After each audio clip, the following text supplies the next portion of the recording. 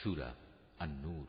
বিসমিল্লাহির রহমানির রহিম। রহমান রহিম আল্লাহ তাআলার নামে। এটি একটি সূরা, আমি নাযিল করেছি এবং আমি এতে বর্ণিত বিধানসমূহ ফরজ করেছি।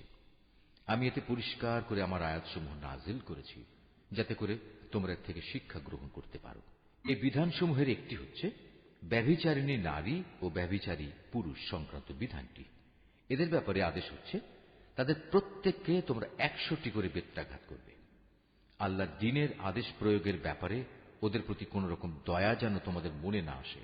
যদি তোমরা আল্লাহ তাআলা ও পরকালের উপর ঈমান এনে থাকো, তাহলে মোমেনদের একটি দল যেন তাদের এই শাস্তি প্রত্যক্ষ করার জন্য সেখানে মজুদ থাকে। আল্লাহর হুকুম হচ্ছে ব্যভিচারী পুরুষ কেবলমাত্র ব্যভিচারিণী মহিলাকেই বিয়ে করবে, কিংবা বিয়ে করবে কোন মুশরিক নারীকে। ব্যভিচারিণী মহিলা কেবলমাত্র ব্যভিচারী পুরুষকেই বিয়ে করবে, কিংবা বিয়ে করবে কোন মুশরিক পুরুষকে। সাধারণ মোমেনদের জন্য এই বিয়েকে হারাম করা হয়েছে। অপরদিকে যারা খামাখা সতী সাধ্বী নারীদের উপর ব্যভিচারের অপবাদ আরোপ করবে এবং এর সপক্ষে 4 জন সাক্ষী হাজির করতে পারবে না, তাদের 80টি বেত্রাঘাত করবে এবং ভবিষ্যতে আর কখনো তাদের সাক্ষ্য গ্রহণ করবে না, কেননা এরা হচ্ছে নিকৃষ্ট গুনাহগার। অবশ্য যেসব ব্যক্তি এ অন্যায়ের পর তওবা করে এবং নিজেদের শুধরে নেয়, তাদের কথা আলাদা। আল্লাহ তাআলা অবশ্যই ক্ষমাশীল ও বড় দয়ালু। আর যারা নিজেদের স্ত্রীদের উপর ব্যভিচারের অপবাদ আরোপ করে অথচ নিজেরা ছাড়া তাদের কাছে অপবাদের পক্ষে অন্য কোন সাক্ষ্য মজুদ থাকে না, তবে এটাই তাদের সাক্ষ্য যে তারা আল্লাহর নামে 4 বার শপথ করে বলবে অবশ্যই এ অভিযোগের ব্যাপারে সে সত্যবাদী। এরপর 5ম বার শপথ করার সময় বলবে মিথ্যাবাদীর উপর যেন আল্লাহ তাআলার গজব নাজিল হয়। কোন স্ত্রীর উপর থেকেও এভাবে আনিত অভিযোগের শাস্তি রহিত করা হবে যদি সেও 4 বার আল্লাহর নামে কসম করে বলে এ পুরুষ ব্যক্তিটি হচ্ছে আসলেই মিথ্যাবাদী। অতঃপর সেও 5ম বার শপথ করার সময় বলবে সে অভিযোগকারী ব্যক্তিটি সত্যবাদী হলে তার অভিযুক্তের ওপরও আল্লাহর অভিশাপ নেমে আসুক। হে মোমেনরা, যদি তোমাদের উপর আল্লাহ তাআলার অনুগ্রহ ও তাঁর দয়া না থাকত, তাহলে তোমরা এসব নীতিমালা থেকে মাহরুম থেকে যেতে। অবশ্যই আল্লাহ তাআলা হচ্ছেন মহান তওবা গ্রহণকারী এবং প্রবল প্রজ্ঞাময়। যারা এই নবী পরিবার সম্পর্কে মিথ্যা অপবাদ নিয়ে এসেছে, তারা তো ছিল তোমাদের একটি ক্ষুদ্র দল। এই বিষয়টি তোমরা তোমাদের জন্য খারাপ ভেবো না, বরং তা হবে তোমাদের জন্য একান্ত কল্যাণকর। এদের মধ্যে প্রতিটি ব্যক্তি যে যতটুকু গুনাহ করেছে সে ততটুকুই তার ফল পাবে। আর তাদের মধ্যে যে সবচেয়ে বেশি এ কাজে অংশগ্রহণ করেছে তার জন্য আযাবও বেশি রয়েছে। যদি এই মিথ্যা ঘটনাটি শোনার পর মোমেন পুরুষ ও মোমেন নারীরা নিজেদের ব্যাপারে একটা ভালো ধারণা পোষণ করত, কত ভালো হতো যদি তারা একথা বলতো এটা হচ্ছে এক নির্জল অপবাদ মাত্র। যারা অপবাদ রটালো তারাই বা কেন এ ব্যাপারে 4 জন সাক্ষী হাজির করল না? যেহেতু তারা প্রয়োজনে 4 জন সাক্ষী হাজির করতে পারেনি, তাই আল্লাহ তাআলার আইনের কাছে তারাই হচ্ছে মিথ্যাবাদী। হে মোমেনরা, যদি দুনিয়া ও আখিরাতে তোমাদের উপর আল্লাহ তাআলার দয়া ও অনুগ্রহ না থাকত, তাহলে একজন নবী পত্নীর যে বিষয়টি তোমরা চর্চা করছিলে তার জন্য একটি বড় ধরনের আযাব এসে তোমাদের স্পর্শ করত। তোমরা এই মিথ্যাকে নিজেদের মুখে মুখে প্রচার করছিলে, নিজেদের মুখ দিয়ে এমন সব কথা বলে যাচ্ছিলে যে ব্যাপারে তোমাদের কোনো কিছুই জানা ছিল না। তোমরা একে একটি তুচ্ছ বিষয় মনে করছিলে, কিন্তু তা ছিল আল্লাহ তাআলার কাছে একটি গুরুতর বিষয়। তোমরা যখন ব্যাপারটা শুনলে তখন সাথে সাথে কেন বললে না, আমাদের এটা মোটেই সাজে না যে আমরা এই ব্যাপারে কোনো কথা বলবো। আল্লাহ তাআলা অনেক পবিত্র, অনেক মহান।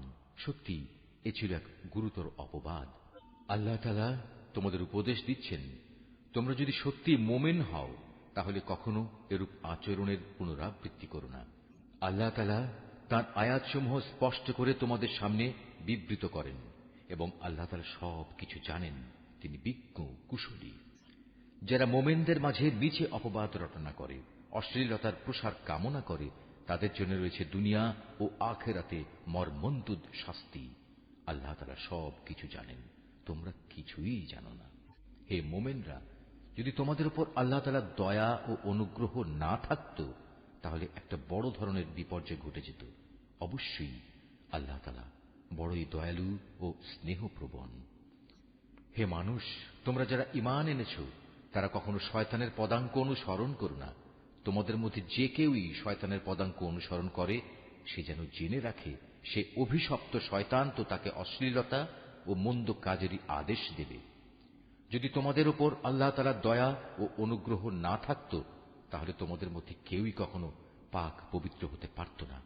কিন্তু আল্লাহ তাআলা যাকে চান তাকে পবিত্র করেন এবং আল্লাহ তাআলা সবকিছু শোনেন, তিনি সবকিছু জানেন। তোমাদের মধ্যে যারা দ্বীনি মর্যাদা ও পার্থিব ঐশ্বর্যের অধিকারী তারা যেন কখনো এ মর্মে শপথ না করে যে তারা তাদের গরীব আত্মীয় স্বজন, অভাবগ্রস্ত এবং যারা আল্লাহ তাআলার রাস্তায় হিজরত করেছে তাদের কোন রকম সাহায্য করবে না, বরং তাদের উচিত তারা যেন তাদের ক্ষমা করে দেয় এবং তাদের দোষ ত্রুটি উপেক্ষা করে। তোমরা কি এটা চাও না আল্লাহ তাআলা তোমাদের গুনাহ মাফ করে দিন? আল্লাহ তাআলা ক্ষমাশীল ও পরম দয়ালু। যারা সতী সাধ্বী নারীদের প্রতি ব্যভিচারের অপবাদ আরোপ করে, যারা এই অপবাদের ব্যাপারে কোনো খবরই রাখে না, সর্বোপরি যারা ঈমানদার তাদের প্রতি অপবাদ আরোপকারী এসব মানুষদের জন্য দুনিয়া ও আখিরাতের উভয় স্থানেই অভিশাপ দেয়া হয়েছে। উপরন্তু তাদের জন্য রয়েছে কঠোর আযাব। সেদিন তাদের কৃতকর্ম সম্বন্ধে স্বয়ং তাদের জিহ্বাসমূহ, তাদের হাতগুলো ও তাদের পাগুলো তাদের বিরুদ্ধে সাক্ষ্য দেবে। সেদিন আল্লাহ তাআলা তাদের যথার্থ প্রাপ্য পুরোপুরি আদায় করে দেবেন এবং তারা জেনে নেবে আল্লাহ তাআলাই হচ্ছেন সুস্পষ্ট সত্য। জেনে রেখো, নষ্ট নারীরা হচ্ছে নষ্ট পুরুষদের জন্য, নষ্ট পুরুষরা হচ্ছে নষ্ট নারীদের জন্য, আবার ভালো নারীরা হচ্ছে ভালো পুরুষদের জন্য, ভালো পুরুষরা হচ্ছে ভালো নারীদের জন্য। মুনাফিক লোকেরা এ ভালো মানুষগুলো সম্পর্কে যা কিছু বলে তারা তা থেকে পাক পবিত্র। আখিরাতে এদের জন্য রয়েছে ক্ষমা ও সম্মানজনক রিজিক। হে ঈমানদার ব্যক্তিরা, তোমরা নিজেদের ঘর ছাড়া অন্য কারো ঘরে সে ঘরের লোকদের অনুমতি না নিয়ে ও তাদের প্রতি সালাম না করে কখনো প্রবেশ করো না। নৈতিকতা ও শালীনতার দিক থেকে এটা তোমাদের জন্য উত্তম পন্থা। আল্লাহ তাআলা তোমাদের এসব বলে দিচ্ছেন যাতে করে তোমরা কথাগুলো মনে রাখতে পারো। ঘরের দরজায় গিয়ে যদি তোমরা কাউকে সেখানে না পাও তাহলে সেখানে প্রবেশ করো না যতক্ষণ না তোমাদের ঘরে ঢোকার অনুমতি দেয়া হবে। যদি কোনো অসুবিধার কথা জানিয়ে তোমাদের বলা হয় তোমরা ফিরে যাও, তাহলে এমতাবস্থায় তোমরা অবশ্যই বিনা দ্বিধায় ফিরে যাবে। এটা তোমাদের জন্য সব দিক থেকে উত্তম। তোমরা যখন যা কিছু করো আল্লাহ তাআলা সে সম্পর্কে সবিশেষ অবহিত থাকেন। তবে যেসব ঘরে কেউ বসবাস করে না, যেখানে তোমাদের কোনো মাল সামানা রয়েছে, তেমন কোনো ঘরে প্রবেশে তোমাদের কোনো পাপ নেই, কেননা আল্লাহ তাআলা জানেন যা কিছু তোমরা প্রকাশ করো, আবার যা কিছু তোমরা গোপন করো। হে নবী, তুমি মোমেন পুরুষদের বলো তারা যেন তাদের দৃষ্টি নিম্নগামী ও সংযত করে রাখে এবং তাদের লজ্জাস্থানসমূহকে হেফাজত করে। এটাই হচ্ছে তাদের জন্য উত্তম পন্থা, কেননা তারা নিজেদের চোখ ও লজ্জাস্থান দিয়ে যা করে আল্লাহ তাআলা সে সম্পর্কে পূর্ণাঙ্গভাবে অবহিত রয়েছেন। নবী, একইভাবে তুমি মোমেন নারীদেরও বলো তারা যেন তাদের দৃষ্টি নিম্নগামী করে রাখে এবং নিজেদের লজ্জাস্থানসমূহের হেফাজত করে। তারা যেন তাদের সৌন্দর্য প্রদর্শন করে না বেড়ায়, তবে তার শরীরের যে অংশ এমনিই খোলা থাকে সেসব অংশের কথা আলাদা। তারা যেন তাদের বক্ষদেশ মাথার কাপড় দ্বারা আবৃত করে রাখে। তারা যেন তাদের স্বামী, তাদের পিতা, তাদের শ্বশুর, তাদের ছেলে, তাদের স্বামীর আগের ঘরের ছেলে, তাদের ভাই, তাদের ভাইয়ের ছেলে, তাদের বোনের ছেলে, তাদের সচরাচর মেলামেশার মহিলা, নিজেদের অধিকারভুক্ত সেবিকা দাসী, নিজেদের অধীনস্থ এমন পুরুষ যাদের মহিলাদের কাছ থেকে কোনো কিছুই কামনা করার নেই, কিংবা এমন শিশু যারা এখনো মহিলাদের গোপন অঙ্গ সম্পর্কে কিছুই জানে না, এসব মানুষ ছাড়া তারা যেন অন্য কারো সামনে নিজেদের সৌন্দর্য প্রকাশ না করে। চলার সময় জমিনের উপর তারা যেন এমন ভাবে নিজেদের পা না রাখে যে সৌন্দর্য তারা গোপন করে রেখেছিল তা পায়ের আওয়াজে লোকদের কাছে জানাজানি হয়ে যায়। হে ঈমানদার ব্যক্তিরা, ত্রুটি বিচ্যুতির জন্য তোমরা সবাই আল্লাহর দরবারে তওবা করো। আশা করা যায় তোমরা নাজাত পেয়ে যাবে। তোমাদের মধ্যে যাদের স্ত্রী নেই তোমরা তাদের বিয়ের ব্যবস্থা করো। একইভাবে তোমাদের দাস দাসীদের মধ্যে যারা ভালো মানুষ তাদেরও বিয়ে শাদীর ব্যবস্থা করো। যদি তারা অভাবী ও দুশ্চিন্তাগ্রস্ত হয় তাহলে আল্লাহ তাআলা অচিরেই তাঁর অনুগ্রহ দিয়ে তাদের অভাব মুক্ত করে দেবেন। আল্লাহ তাআলা প্রাচুর্যময় ও সর্বজ্ঞ। যাদের বিয়ে করে ব্যয়ভার বহন করার সামর্থ্য নেই, আল্লাহ তাআলা তাদের নিজ অনুগ্রহে অভাবমুক্ত না করা পর্যন্ত তারা যেন সংযম অবলম্বন করে। তোমাদের অধিকারভুক্ত দাস দাসীদের ভেতর যারা মুক্তির কোন অগ্রিম লিখিত চুক্তি লিখিয়ে নিতে চায়, তোমরা তাদের তা লিখে দাও। যদি তোমরা তাদের এ চুক্তির মধ্যে কোনো ভালো সম্ভাবনা বুঝতে পারো, তাহলে আল্লাহ তাআলা তোমাদের যে সম্পদ দান করেছেন তা থেকে তাদের মুক্তির সময় মুক্ত হস্তে দান করবে। তোমাদের অধীনস্থ দাসীদের যারা সতীসাধ্যী থাকতে চায়, নিছক পার্থিব ধন সম্পদের আশায় কখনো তাদের ব্যভিচারের জন্য বাধ্য করো না। যদি তোমাদের কেউ তাদের এ ব্যাপারে বাধ্য করে, তাহলে তারা যেন আল্লাহ তাআলার কাছে ক্ষমা প্রার্থনা করে, কারণ তাদের এ বাধ্য করার পরেও তওবাকারীদের প্রতি আল্লাহ তাআলা হামেশাই ক্ষমাশীল ও পরম দয়ালু। হে মুমিনরা, আমি তোমাদের কাছে সুস্পষ্ট আয়াতসমূহ নাজিল করেছি, আরো উদাহরণ হিসেবে পেশ করেছি তোমাদের আগের মানুষদের ঘটনাগুলো। পরহেজগার লোকদের জন্য তা ছিল শিক্ষণীয় উপদেশ। আল্লাহ তাআলাই হচ্ছেন আসমান সমূহ ও জমিনের নূর। তাঁর এ নূরের উদাহরণ হচ্ছে তা যেমন একটি তাকের মতো, তাতে একটি প্রদীপ রাখা আছে। প্রদীপটি আবার স্থাপন করা হয়েছে স্বচ্ছ একটি কাঁচের আবরণের ভেতর। কাঁচের আবরণটি হচ্ছে উজ্জ্বল একটি তারার মতো। তা প্রজ্বলিত করা হয় পবিত্র জৈতুন গাছ নিঃসৃত তেল দ্বারা, যা শুধু পূর্ব দিকের সূর্যের আলো থেকেই আলোকপ্রাপ্ত নয়, পশ্চিম দিকের সূর্যের আলোকপ্রাপ্তও নয়, বরং এটি সব সময়ই প্রজ্বলিত থাকে। আবার এর তেল এত পরিষ্কার, দেখলে মনে হয় তা বুঝি নিজে নিজেই জ্বলে উঠবে, যদি আগুন তাকে ততক্ষণে স্পর্শ না করে থাকে। আর যদি আগুন স্পর্শ করেই ফেলে, তাহলে তা হবে নূরের উপর নূর। আল্লাহ তাআলা তার এই অদৃশ্য নূরের দিকে যাকে চান তাকেই হেদায়েত দান করেন। আল্লাহ তাআলা এভাবে মানুষদের বোঝানোর জন্য নানা উপমা পেশ করে থাকেন। আল্লাহ তাআলা প্রত্যেক বিষয় সম্পর্কেই সম্যক অবগত আছেন। এসব ব্যক্তিদের সে ঘরসমূহে পাওয়া যাবে যার মধ্যে আল্লাহ তাআলার সম্মান মর্যাদা উন্নীত করা এবং তাতে তাঁর নিজের পবিত্র নাম স্মরণ করার জন্য সবাইকে আদেশ দিয়েছেন। সেসব জায়গাসমূহে সকাল সন্ধ্যা এরা আল্লাহ তাআলার পবিত্রতা ও মহিমা ঘোষণা করে। তারা এমন লোক, ব্যবসা বাণিজ্য তাদের কখনো আল্লাহ তাআলা থেকে গাফিল করে দেয় না। না বেচাকেনা তাদের আল্লাহ তাআলার স্মরণ, নামাজ প্রতিষ্ঠা ও যাকাত আদায় করা থেকে গাফিল রাখতে পারে। তারা সেদিনকে ভয় করে যেদিন তাদের অন্তর ও দৃষ্টিশক্তি ভীত বিহ্বল হয়ে পড়বে। যারা নেক কাজ করে আল্লাহ তাআলা তাদের যথার্থ উত্তম পুরস্কার দেবেন। তিনি তাঁর অনুগ্রহে তাদের যা পাওনা তার চাইতে বেশি দান করবেন। মূলত আল্লাহ তাআলা যাকে চান তাকে অপরিমিত রিজিক দান করেন। অপরদিকে যারা আল্লাহ তাআলাকে অস্বীকার করে, তাদের দৈনন্দিন কার্যকলাপ হচ্ছে একটি প্রতারণার মতো, যেমন মরুভূমিতে মরীচিকা। পিপাসার্ত মানুষ দূরে থেকে তাকে পানি বলে মনে করল, পরে যখন সে তার কাছে এলো তখন সেখানে পানির মতো কিছুই সে পেল না। এভাবে প্রতারণা ও মরীচিকার জীবন শেষ হয়ে গেলে সে শুধু আল্লাহ তাআলাকেই তার পাশে পাবে। অতঃপর তিনি তার পাওনা পূর্ণ মাত্রায় আদায় করে দেবেন। নিঃসন্দেহে আল্লাহ তাআলা তড়িৎ হিসাব গ্রহণে সক্ষম। কিংবা তাদের কর্মকাণ্ডের উদাহরণ হচ্ছে একটি অতল সমুদ্রের অভ্যন্তরস্থ গভীর অন্ধকারের মতো। অতঃপর তাকে একটি বিশাল আকারের ঢেউ এসে ঢেকে আরো অন্ধকার করে দিল। তার উপর আরো একটি ঢেউ এলো, তার উপর ছেয়ে গেল কিছু ঘন কালো মেঘ। এক অন্ধকারের উপর এলো আর এক অন্ধকার। যদি কেউ এ অবস্থায় তার হাত বের করে, আঁধারের কারণে তার তা দেখার কোনো সম্ভাবনা থাকবে না। বস্তুত আল্লাহ তাআলা যার জন্য কোনো আলো বানাননি, তার জন্য তো কোথাও থেকে আলোর সম্ভাবনা থাকবে না। হে মানুষ, তুমি কি চিন্তা ভাবনা করে দেখোনি, যত সৃষ্টি আসমান সমূহ পৃথিবীতে আছে তারা সবাই আল্লাহর পবিত্রতা ও মহিমা ঘোষণা করে। আর পাখিকুল যারা পাখা বিস্তার করে আকাশে উড়ে চলেছে, তারাও এ কাজ করে চলেছে। এরা সবাই নিজ নিজ নামাজ ও নিজ নিজ তসবিহ পাঠ পদ্ধতি জেনে নিয়েছে। এরা যে যা করছে আল্লাহ তাআলা তার সম্যক অবগত রয়েছেন।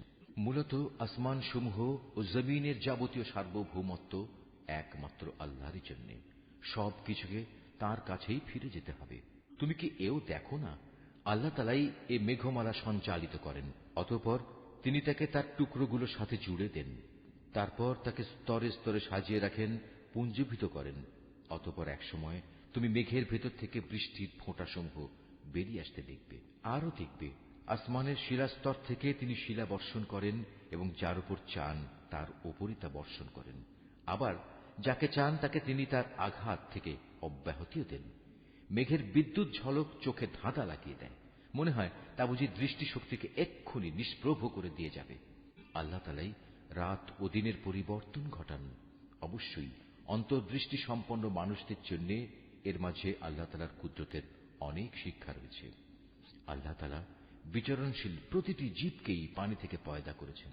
অতঃপর তাদের মধ্যে কিছু চলে তার বুকের উপর ভর দিয়ে, কিছু চলে দু পায়ের উপর, আবার কিছু চলে চার পায়ের উপর ভর করে। আল্লাহ তাআলা যখন যা চান তখন তাই পয়দা করেন। অবশ্যই তিনি সবকিছুর উপর ক্ষমতাবান।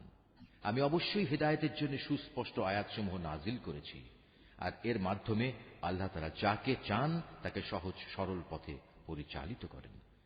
যারা মুনাফিক তারা বলে, আমরা আল্লাহ তাআলা ও রাসূলের উপর ঈমান এনেছি এবং আমরা তার আনুগত্য করি। একটু পরেই তাদের একটি দল আল্লাহ তাআলা ও তার রাসূলের আদেশ থেকে মুখ ফিরিয়ে নেয়। বস্তুত ওরা আসলেই মুমিন নয়। যখন সত্যি সত্যি ওদের আল্লাহ তাআলা ও তার রাসূলের দিকে আহ্বান করা হয়, যাতে করে আল্লাহ রাসূলের পক্ষ থেকে তাদের পারস্পরিক বিরোধের মীমাংসা করা যায়, তখন তাদের একটি দল পাশ কেটে সরে পড়ে। যদি এ বিচার ফয়সালা তাদের সপক্ষে যায়, তাহলে তারা একান্ত বিনীতভাবে তার কাছে ছুটে আসে। এদের অন্তরে কি কুফরের কোনো ব্যাধি আছে, না এরা রাসূলের নবুয়তের ব্যাপারে সন্দেহ পোষণ করে, অথবা এরা কি ভয় করে আল্লাহ তাআলা ও তার রাসূল ওদের প্রতি কোন রকম অবিচার করবেন? আসলে তা নয়, বরং তারা নিজেরাই হচ্ছে জালেম। অপরদিকে ঈমানদার লোকদের যখন তাদের পারস্পরিক বিচার ফয়সালার জন্য আল্লাহ তাআলা ও তার রাসূলের দিকে আহ্বান জানানো হয়, তখন খুশি মনেই তারা বলে, হ্যাঁ, আমরা আল্লাহ তাআলা ও তার রাসূলের আদেশ শুনলাম এবং তা যথাযথ মেনেও নিলাম। বস্তুত এরাই হচ্ছে সফলকাম ব্যক্তি। যারা আল্লাহ তাআলা ও তার রাসূলের আনুগত্য করে, আল্লাহ তাআলাকে ভয় করে এবং তার নাফরমানি করা থেকে বেঁচে থাকে, তারাই হচ্ছে সফলকাম। হে নবী, এ মুনাফিক লোকেরা আল্লাহ তাআলার নামে শক্ত কসম খেয়ে বলে, আমরা তোমার এতই অনুগত যে তুমি যদি আদেশ করো তাহলে আমরা ঘর বাড়ি ছেড়ে অবশ্যই তোমার সাথে বেরিয়ে যাব। হে নবী, তুমি বলো, তোমরা বেশি শপথ করো না, তোমাদের আনুগত্য আমার তো জানাই আছে। তোমরা যা কিছু করো আল্লাহ তাআলা তা ভালো করেই জানেন। হে নবী, তুমি এদের আরো বলো, তোমরা আল্লাহ তাআলার আনুগত্য করো আল্লাহর রাসূলের। হ্যাঁ, তোমরা যদি মুখ ফিরিয়ে নাও তাহলে জেনে রেখো, আল্লাহ তাআলা দ্বীন পৌঁছানোর যে দায়িত্ব তার উপর দেয়া হয়েছে তার জন্য সে দায়ী। অপরদিকে আনুগত্যের যে দায়িত্ব তোমাদের উপর দেয়া হয়েছে তার জন্য তোমরা দায়ী। যদি তোমরা তার কথা মতো চলো তাহলে তোমরা সঠিক পথ পাবে। রাসূলের কাজ হচ্ছে আল্লাহ তাআলার কথাগুলো ঠিক ঠিক মতো পৌঁছে দেয়া। তোমাদের মধ্যে যারা আল্লাহ তাআলার উপর ঈমান আনে এবং সে অনুযায়ী নেক কাজ করে, তাদের সাথে আল্লাহ তাআলা ওয়াদা করেছেন তিনি জমিনে তাদের অবশ্যই খেলাফত দান করবেন, যেমনি ভাবে তিনি তাদের আগের লোকদের খেলাফত দান করেছিলেন। সর্বোপরি যে জীবন বিধান তিনি তাদের জন্য পছন্দ করেছেন তাও তাদের জন্য সমাজে ও রাষ্ট্রে সুদৃঢ় করে দেবেন। তাদের ভয়ের অবস্থাকে নিরাপত্তা ও শান্তিতে বদলে দেবেন। তবে এজন্য শর্ত হচ্ছে তারা শুধু আমারই গোলামি করবে, আমার সাথে কাউকে শরীক করবে না। এরপরেও যে এবং যারা তার নিয়ামতের নাফরমানি করবে তারাই গুনাহগার বলে পরিগণিত হবে। হে মুসলমানরা, তোমরা নামাজ প্রতিষ্ঠা করো, যাকাত দাও, রাসূলের আনুগত্য করো, আশা করা যায় তোমাদের উপর দয়া ও অনুগ্রহ করা হবে। কাফেরদের ব্যাপারে কখনো একথা ভেবো না যে তারা জমিনে আমাকে অক্ষম করে দেবে। তাদের ঠিকানা হচ্ছে জাহান্নাম, আর কত নিকৃষ্ট এই ঠিকানা। হে মানুষ, তোমরা যারা ঈমান এনেছো, মনে রেখো, তোমাদের অধিকারভুক্ত দাস দাসীরা এবং তোমাদের মধ্যে থেকে যারা এখনো বয়ঃপ্রাপ্ত হয়নি, তারা যেন 3টি সময়ে তোমাদের কাছে আসার জন্য অনুমতি চেয়ে নেয়। সে সময়গুলো হচ্ছে ফজর নামাজের আগে, দুপুরে যখন তোমরা কিছুটা আরাম করার জন্য নিজেদের পরিধেয় বস্ত্র শিথিল করো, এবং এশার নামাজের পর। মূলত এই 3টি সময় হচ্ছে তোমাদের পর্দা অবলম্বনের সময়। এগুলো ছাড়া অন্য সময়ে আসা যাওয়ার ব্যাপারে তোমাদের উপর কোনো দোষ নেই, না এতে তাদের জন্য কোন রকম দোষ আছে, কেননা তোমরা তো প্রায়ই একে অপরের কাছে যাতায়াত করে থাকো। আল্লাহ তাআলা এভাবেই নিজের নির্দেশগুলো সুস্পষ্টভাবে বর্ণনা করেন। বস্তুত আল্লাহ তাআলা মহাজ্ঞানী, তিনি প্রবল প্রজ্ঞাবান। তোমাদের নিজেদের সন্তানরাও যখন বয়ঃপ্রাপ্ত হয়ে যায় তখন তারা যেন তোমাদের কামরায় প্রবেশের আগে সেভাবেই অনুমতি নেয় যেমনি তাদের আগে বড়রা অনুমতি নিত। আল্লাহ তাআলা এভাবেই তাঁর আদেশসমূহ তোমাদের কাছে খুলে খুলে বর্ণনা করেন। আল্লাহ তাআলা সব কিছু জানেন, তিনি পরম কুশলী বটে। বৃদ্ধা নারী যাদের এখন আর কারো বিয়ের বন্ধনে আসার আশা নেই, তাদের উপর কোনো দোষ নেই যদি তারা তাদের শরীর থেকে অতিরিক্ত কাপড় খুলে রাখে। তবে শর্ত হচ্ছে তারা সৌন্দর্য প্রদর্শনকারী হবে না। অবশ্য এ অতিরিক্ত কাপড় খোলা থেকেও যদি তারা বিরত থাকতে পারে তা তাদের জন্য ভালো। আল্লাহ তাআলা সব কিছু শোনেন, আল্লাহ তাআলা সব কিছু জানেন। যে ব্যক্তি অন্ধ তার উপর কোনো বিধি নিষেধ নেই, যে পঙ্গু তার উপর কোনো বিধি নিষেধ নেই, যে ব্যক্তি অসুস্থ তার উপরও কোনো বাধ্যবাধকতা নেই, এবং তোমাদের নিজেদের উপরও কোনো দোষ নেই যদি তোমরা তোমাদের নিজেদের ঘর থেকে কিছু খেয়ে নাও। একইভাবে এটাও তোমাদের জন্য দূষণীয় হবে না যদি তোমরা তোমাদের পিতা পিতামহের ঘরে, মায়েদের ঘরে, ভাইদের ঘরে, বোনদের ঘরে, চাচাদের ঘরে, ফুপুদের ঘরে, মামাদের ঘরে, খালাদের ঘরে, এমন সব ঘরে যার চাবি তোমাদের অধিকারে রয়েছে, কিংবা তোমাদের বন্ধুদের ঘরে কিছু খাও।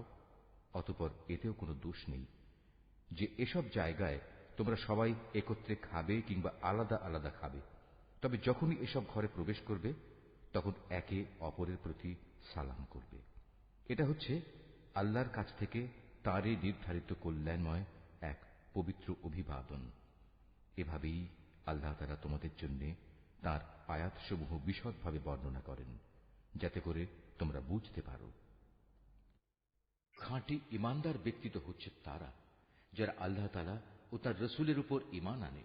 কখনো যদি তারা কোনো সমষ্টিগত ব্যাপারে তার সাথে একত্রিত হয় তাহলে যতক্ষণ তারা তার কাছ থেকে অনুমতি চাইবে না ততক্ষণ তারা সেখান থেকে কেউ সরে যাবে না। হে নবী, যারা আল্লাহ তাআলা ও তার রসুলের উপর বিশ্বাস করে যদি তারা কখনো তাদের নিজেদের কোনো কাজে বাইরে যাবার জন্য তোমার কাছে অনুমতি চায় তাহলে তুমি যাকে ইচ্ছা তাকে অনুমতি দিও এবং আল্লাহ তাআলার কাছে এদের গুনাহ মাফের জন্য দোয়া করো। অবশ্যই আল্লাহ তাআলা ক্ষমাশীল ও পরম দয়ালু। হে মুসলমানরা, যখন নবী তোমাদের ডাকে তখন তার ডাককে পারস্পরিক ডাকের মতো মনে করো না। আল্লাহ তাআলা সেসব লোকদের ভালো করেই জানেন যারা নিজেদের আড়াল করে নবীর সামনে থেকে নানা অজুহাতে সরে যায়। সুতরাং যারা তার আদেশের বিরুদ্ধাচরণ করে তাদের এ ব্যাপারে ভয় করা উচিত। তাদের উপর এ বিরুদ্ধাচরণের জন্য এ দুনিয়ায় কোনো বিপর্যয় এসে পড়বে কিংবা পরকালে কোনো কঠিন আযাব এসে তাদের গ্রাস করে নেবে। হে মানুষ, তোমরা জেনে রেখো আসমান সমূহ ও জমিনে যা কিছু আছে তা সবই আল্লাহ তাআলার জন্য নিবেদিত। তোমরা যে অবস্থার উপর আছো আল্লাহ তাআলা তা ভালো করেই জানেন। যেদিন মানুষ সবাই তাঁর দিকেই প্রত্যাবর্তিত হবে সেদিন তিনি তাদের সব কিছুই জানিয়ে দেবেন যা কিছু তারা দুনিয়ায় করত। আল্লাহ তাআলা সব বিষয়ই ওয়াকিবহাল।